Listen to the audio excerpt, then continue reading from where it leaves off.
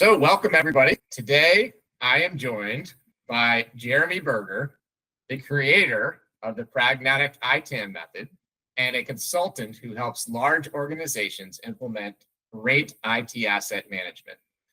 Jeremy's been solving problems in this area since 2000, and he uses data theory, automation, self-governance, while others just are answering answering tickets and running inventory reports. We're talking about hardware asset management today, but Jeremy also helps people solve problems with software asset management, SaaS spend management, and financial operations. Now, there is a lot of debate today about remote work. Many companies are ordering at least a partial return to office, but the IT asset management problems for remote organizations, or at least people who are hybrid, they're not going away. So my name is Kurt Greening. If you don't know me, I am an executive VP with Securus. Our primary business is IT asset disposition, but we also help companies manage the hardware assets of remote employees. Jeremy, thank you for joining us today. It's my pleasure, Kurt. Thank you for having me. Awesome. So I have a few questions for you as an industry expert. First one, I would love if you can share some of the challenges that you may have noticed in your career when it comes to managing remote employees' hardware assets. Yeah. So the biggest challenge is getting to them. That's the real problem. It's either getting that hardware out to the end user and then getting it back when that end user goes away or goes through a refresh and they get new equipment. Now, you've also got a secondary problem with the communication piece. Inside the United States, we've got a much more robust data infrastructure. Most organizations, especially when hybrid work was first being experimented with, maybe you had the old twisted pair riding alongside your home phone line. Remember when we had home phones? Yeah. And that was a real challenge for no other reason than just to get the disposition of that device. Is it on? Is it working? Is it getting patched? Nowadays, we've got high-speed connectivity all over the place for the most part. And so that kind of concern goes away. But the real challenge is getting the device and the entire setup over to the end user and then getting it back when they're done with it.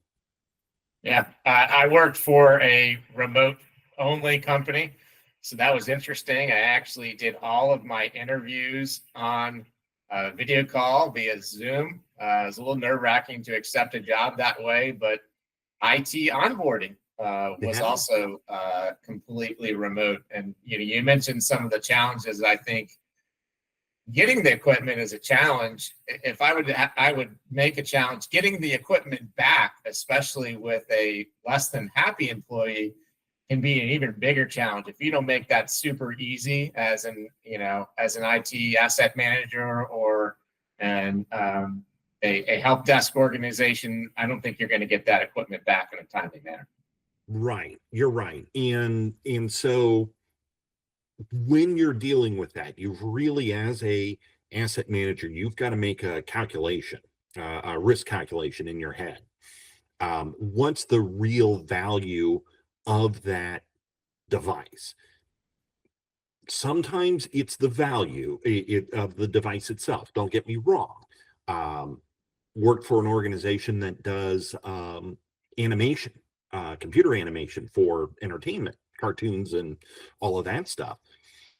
That's some high-powered stuff that is cranking along, doing ray tracing and generating the frames.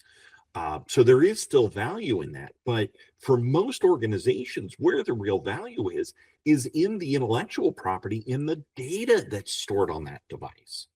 So one of the ways that you can get around that problem is to have a more robust data destruction tooling and methodology, that if you can remotely eliminate access to the IP from that device, that sometimes will alleviate some of the risk. So that is a good point, Jeremy. You're about to get into my next question, which are what are some of the software tools that are available to help improve both cybersecurity? So you mentioned remote wipe. Typically most of my customers here at Securus, they're using like an end user management software or a mobile device management software. To help with, to help manage that solution. But other than that, or maybe talk about some of those features or other tools similar to that make managing those remote end user devices a lot easier. Right. So it's tough to be able to talk about them because the technology itself is actually rather simple. It is just being able to have a inventory and the tool being able to reach out and send commands to that device from either a pre-boot or a stance or a operating system layer. Really, there's new tools that are coming on all the time. What I recommend for as part of our pragmatic ITAM method is stick with the easy ones. Intune for your Windows devices, Jamf for Apple. There's others that will also do the work, but those two are the big ones, and they will get the job done. Encryption tooling also seems to will also have some remote destruction or magic bullet commands sometimes that can go on. And with the when you start talking about phones and contact lists and the two-factor authentication with some of those the random number generators in those two-factor authenticators, stuff like that. Right. Those will also work so that you can lock down and immobilize the device, make it useless. Not only does it protect any of the random bits that might still be on that device, but also gives an incentive for the end user to give it up and send it back home because they're not going to be able to do anything with it anyway. Yeah, I mean, I understand that some of these solutions also offer like GPS tracking. You mentioned enforcing specific cybersecurity policies to make sure that they're safe on the network. They might be working in conjunction with antivirus software or more sophisticated tools that are out there. So I think all of those can be incredibly helpful. Oh yeah, and it's what I say in my book. The best tool for the job is the one you've already got. So use the stuff that you've already got access to. Again, Intune is already there if you've got a Windows volume license agreement or you're part of the you've got access to what are they calling their Azure? What they're calling their device, their cloud system. They used to call it I forget. I think it's now M365, but some of the really advanced security features might be in what was the M5 offering or E5 offering. Yeah. And that actually brings up a good question or a good thought as well. The proliferation of cloud storage, remote backups mean that the risk of loss of the IP, the risk of the access of the loss of intellectual property or for an organization actually helps become minimized because so long as that device is inoperable, they have a backup copy that they can reach into any data or intellectual property or whatever other files are needed. I think you did a great job talking about how many of these software tools can help remotely support these users and help with IT asset management. But there are certain problems that can't be solved remotely with software. Can you give me an example of some of the challenges that organizations run into with remote employees? I am old enough to remember the old joke about the end user who plugged following the instructions to the letter, plugged the power strip into the power strip. Don't know if we can solve that one with software, but in today's age, there's a lot of the end user is a lot more savvy around technology. But some of the problems that you're going to struggle with are going to be the usability and the process side. And if you don't have robust processes around things like data handling and inventory management and recovery processes, what are those steps to get those devices back? You're going to struggle. And there's not much, just throwing another magic bullet piece of software at that problem is not going to make the poor processes go away. Yeah, I mean, that's true. I mean, I've talked to many of my friends that work in the help desk, and some of them are incredible at this job, their job. They're highly committed. They tell me stories of, hey, I did everything I could to support this person. They had something, critical coming up, customer presentation. So I got in my car and I drove 4 hours with a new laptop with a fresh image, picked up their old one and took it home because there was nothing more that I could do. I had worked help desk one time, and we were able to troubleshoot the connectivity issue.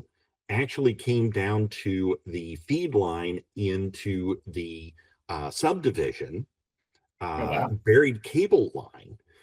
And the reason why we were able to figure it out was because I was the first person to ask the guy point blank, the person that we were helping, what's the picture quality on channel 2 and channel 3, which is where on the old cable modems, that's where the data line there on channel 3 and I think part of channel 13.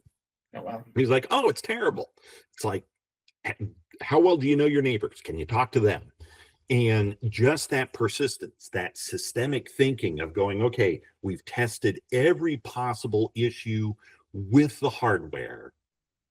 We know it's not the software.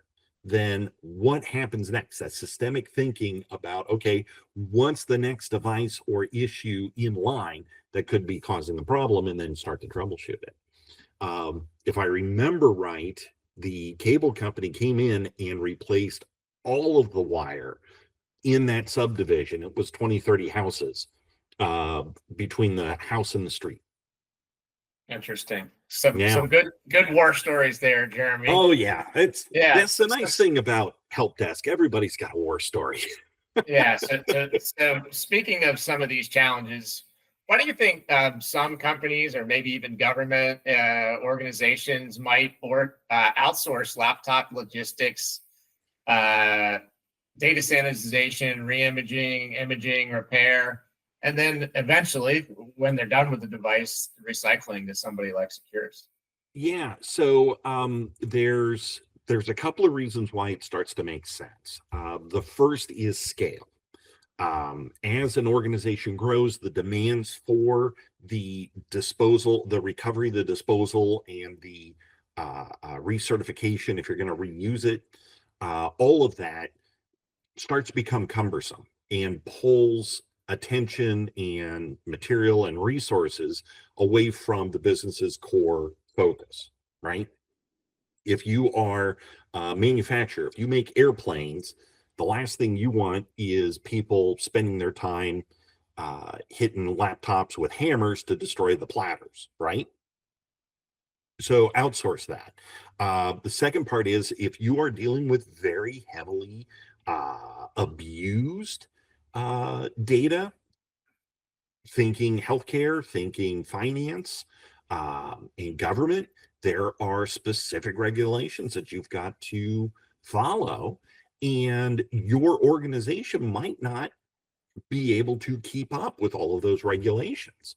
A dedicated third-party service provider, that's the folks to go to. Finally, off the top of my head, thinking about it, if you are an organization that is in a very heavily congested urban area, warehousing becomes a premium. Yeah. And do you really want to have square footage being paid out for devices that are just sitting there because they're either being prepped or being removed? That's money out the door that you could redirect somewhere else, especially if you have a just-in-time relationship with a third-party service provider. Yeah, those are all good Finally, points. Yeah, I mean, yeah. there's kind of this space between, a really small company that Hmm. would outsource everything from an IT perspective to an MSP.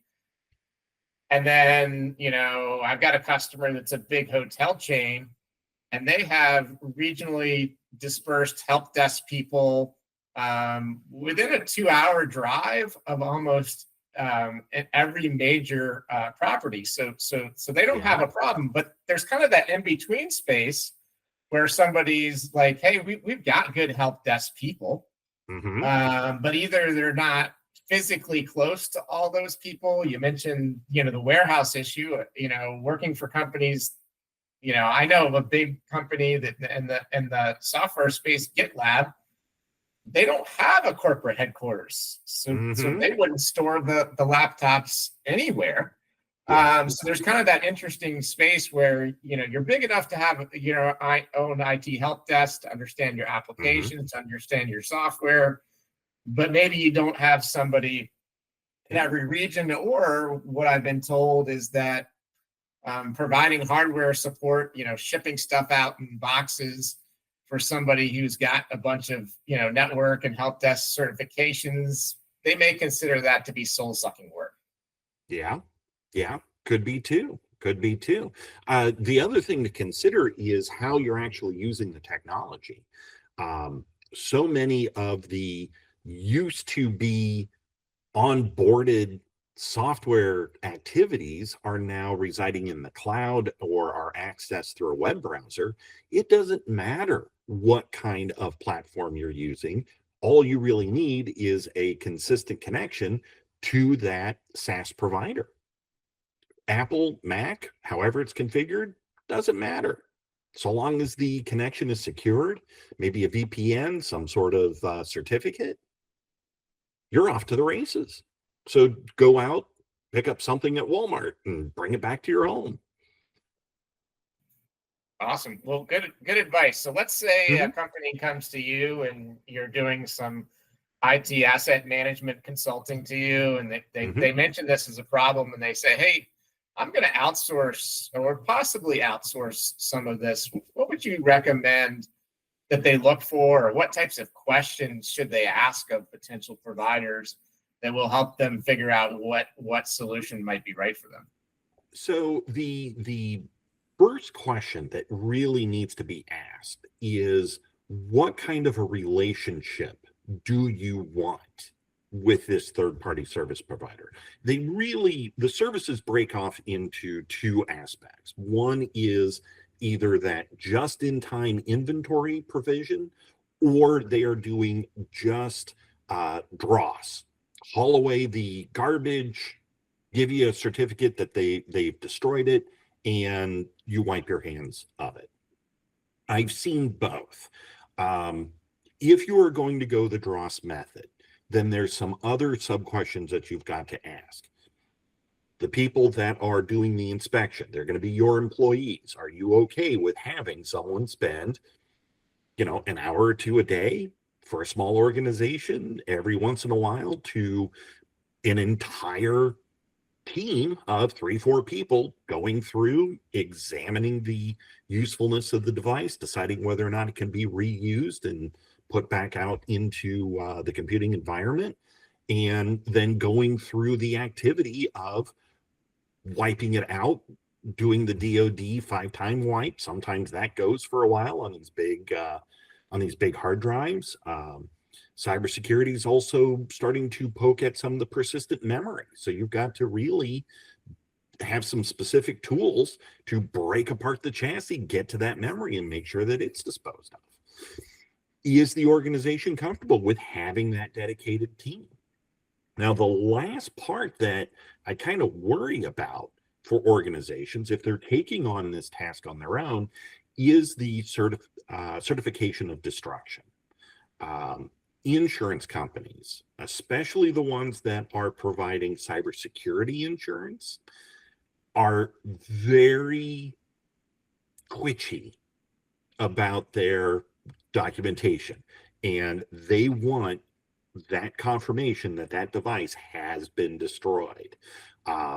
If you're doing it yourself, it's very easy to break that chain of custody and lose track of that certificate.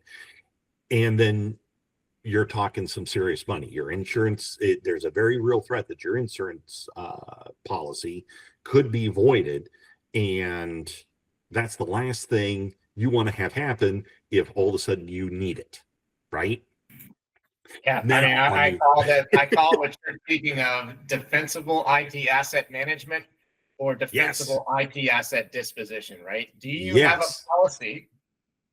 Would it be considered best practices, and do you follow that policy? Right. Well, and I have seen the TSPs. They will go so far as to say specifically, when they make a run to pick up a lot, they own those devices. Once they obtain custody, they assume ownership and reliability. Even then, you want that receipt. What did they pick up? When was that date? And you need to store that in your CMDB or records repository in case anything happens. All right. Well, let's talk about systems, because if you don't mind, unless you have another thought on that topic, right? So let's say, and I think you can answer both questions. So you talked about outsourcing IT asset disposition and data destruction. That's maybe one relationship. There's also the other relationship we talked about where, hey, you're managing deployment, wiping, retrievable, redeployment of IT assets. Talk about some of the systems, whether it's ITAM systems or ITSM systems that have to be in place, and what do you kind of think that relationship would be like in both of those scenarios? Right. So when you are talking about just-in-time supply inventory, you own those devices, but you might not necessarily be in physical control of those devices. Right. So the question comes down to, where's your stuff?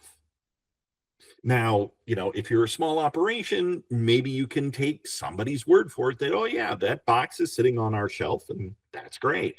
But if you're going to be a large organization and you need to know where that inventory is, especially if you're going to start doing some automation between your onboarding and procurement and removal and disposal, you have to have reach into that third-party service provider's inventory. And in order to do that, the best way is that you both have inventory systems and you're sharing data back and forth with an API call or at least some sort of automated report. I've actually seen it happen two ways, Jeremy. So I have seen it happen where, let's say there's, 5 or 10 spare laptops that are in inventory. They're owned by the company, not by the outsourcer. And then all actions are actually done in the company or the customer's ITSM system and the IT asset management database.